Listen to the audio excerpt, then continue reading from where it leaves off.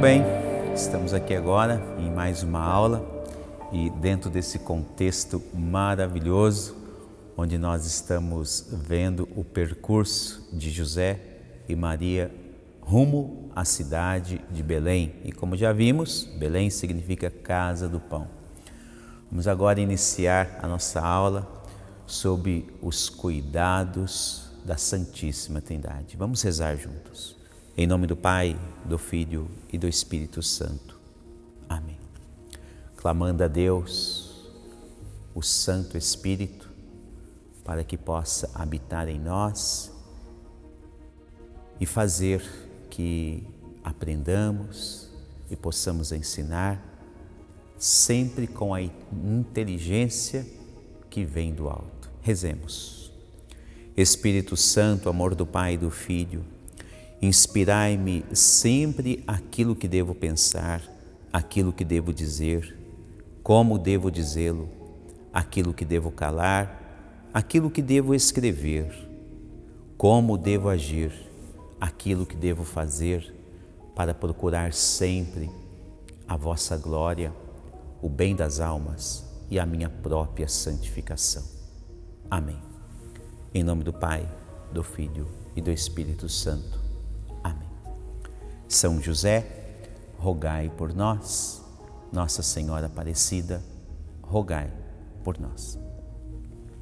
Muito bem, como estamos fazendo nesse início desta aula, estamos aqui traçando um percurso bastante interessante e bastante empolgante, porque à medida que nós estudamos a Sagrada Escritura, o projeto de salvação que Deus elaborou, a encarnação do Verbo de Deus, a missão de Jesus Cristo, isso nos coloca cada vez mais íntimos com as realidades do céu.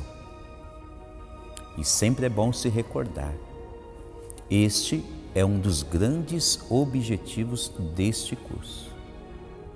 Fazer com que você compreenda melhor todo o projeto de Deus. E se assim o fizermos da melhor maneira possível, a nossa vida interior, nossa vida espiritual, ela vai ganhando cada vez mais força e ela vai sendo sustentada cada vez melhor pela ação do próprio Deus em nossa vida. Que, aliás, não deve faltar a pedra angular, que é Jesus Cristo.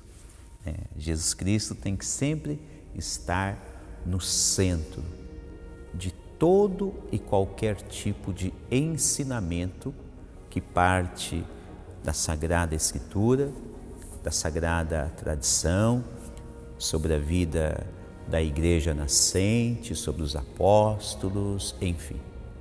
Aquilo que envolve todo o projeto amoroso de salvação que vem de Deus, Jesus Cristo é a pedra angular. E é o que estamos vendo acontecer neste nosso caminho, Estamos aqui no decurso do Evangelho de São Lucas, no capítulo 2, e sempre eu gosto de rememorar. Padre, por que você sempre rememora essa palavra, aquela outra, nesta aula, naquela? Porque nós não podemos esquecer, apesar de você estar acompanhando um sacerdote oferecendo este curso, aqui não se trata de uma pregação propriamente dito. Sempre é bom deixar claro essas visões, Por vezes pode ser que este ou aquele fiel, esta ou aquela pessoa, quando vê um sacerdote dando um curso, já logo se arremete aos momentos de pregações. Não é errado pensar nisso, né? Enxerga o padre, então vê ele pregando, evangelizando. Não é errado. Mas é importante saber também que quando oferecemos um curso, então foge um pouquinho da linha de pregação. Ela entra dentro da perspectiva de aluno e mestre, como se fosse uma espécie de sala de aula, que é o que nós estamos fazendo aqui.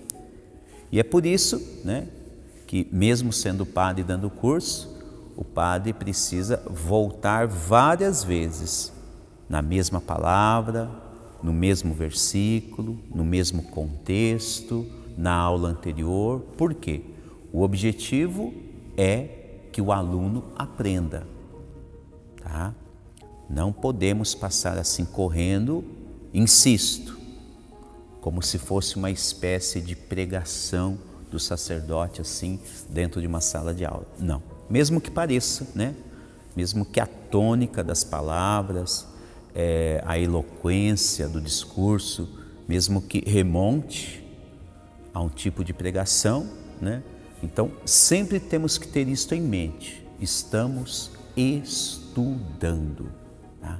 O padre, da parte dele, está se esforçando para pesquisar o máximo possível e ensinar os seus alunos. E aí você, da sua parte, não se esqueça disso. Esteja com a Sagrada Escritura, esteja com o seu caderno de anotações, e aí você precisa, então, estar sempre atento a esses ensinamentos.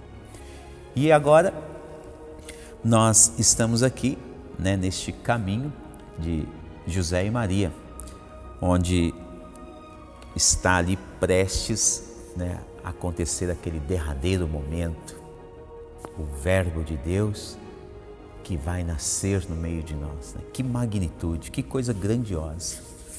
Os anjos de Deus ansiavam por este momento, né? Aliás, né, falando-se do Verbo de Deus, a encarnação, os anjos, volta e meia é bom recordar que uma das negações do anjo Lúcifer de ter sido expulso do céu foi precisamente porque quando ele soube pela mensagem de Deus que os anjos do céu iriam agora prestar serviço à humanidade do Verbo encarnado, né?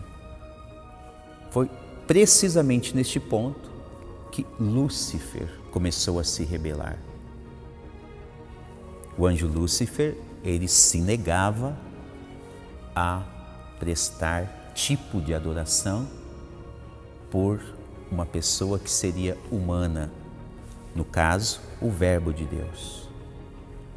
E é por isso então que ele é expulso do céu. Os demais anjos não, né? O livro do Apocalipse, no capítulo 12, diz que a antiga serpente, né, o dragão, foi banido do céu com uma terça parte das estrelas do céu, significando, né, uma terça parte dos anjos.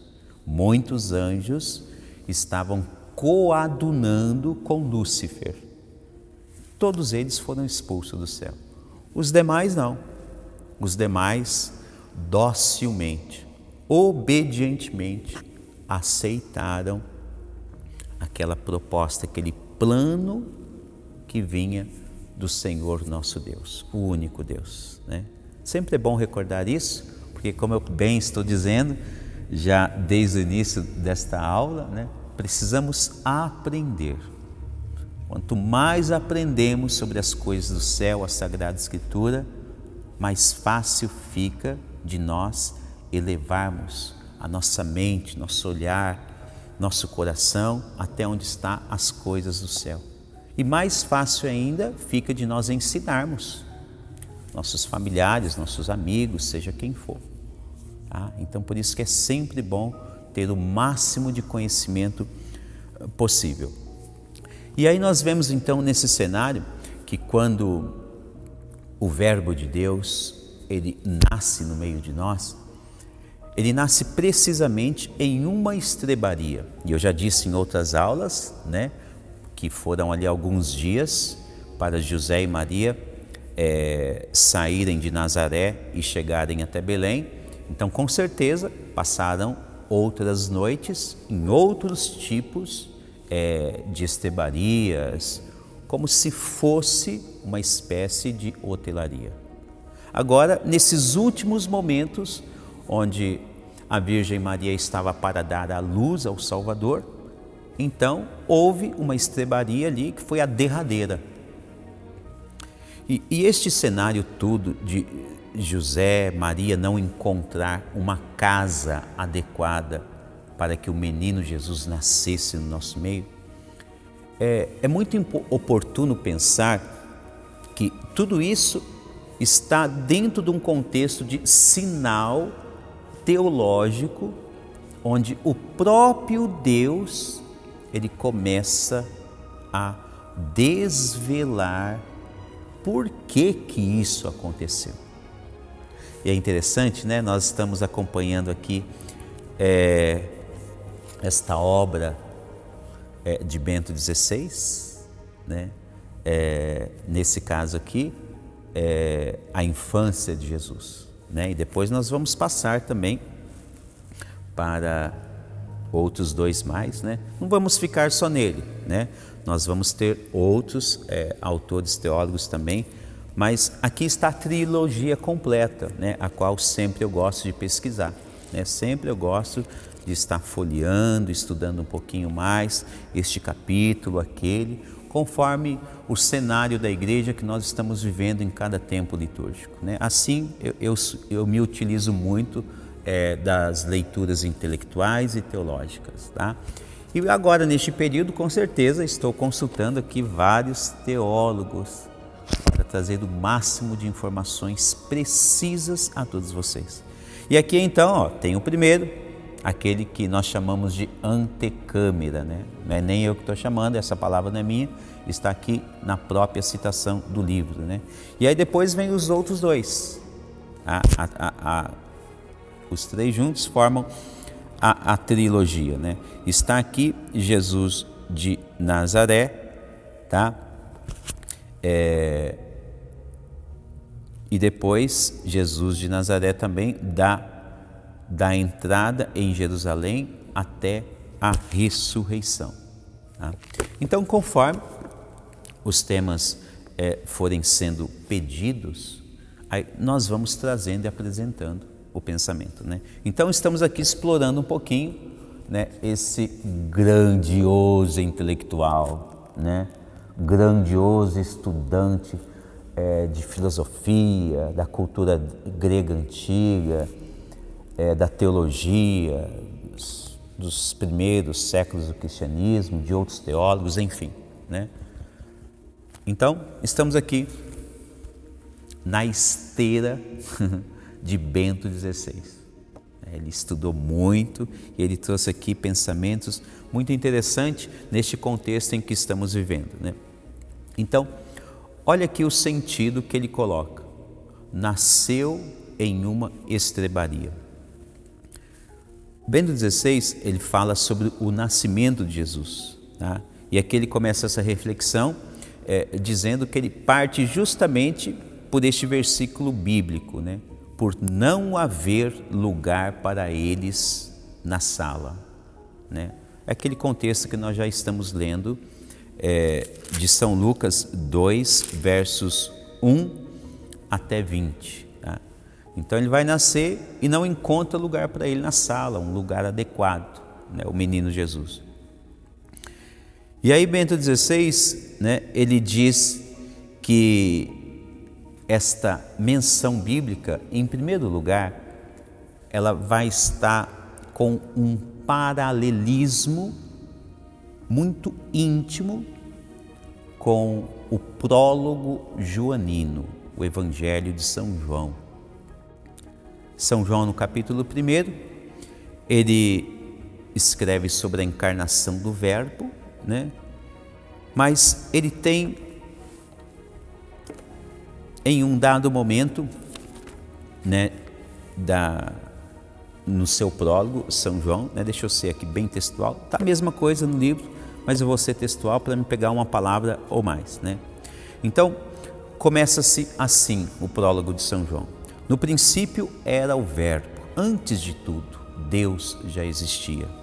E o Verbo estava com Deus, e o Verbo era Deus. No princípio ele estava com Deus, tudo foi feito por meio dele, e sem ele nada foi feito.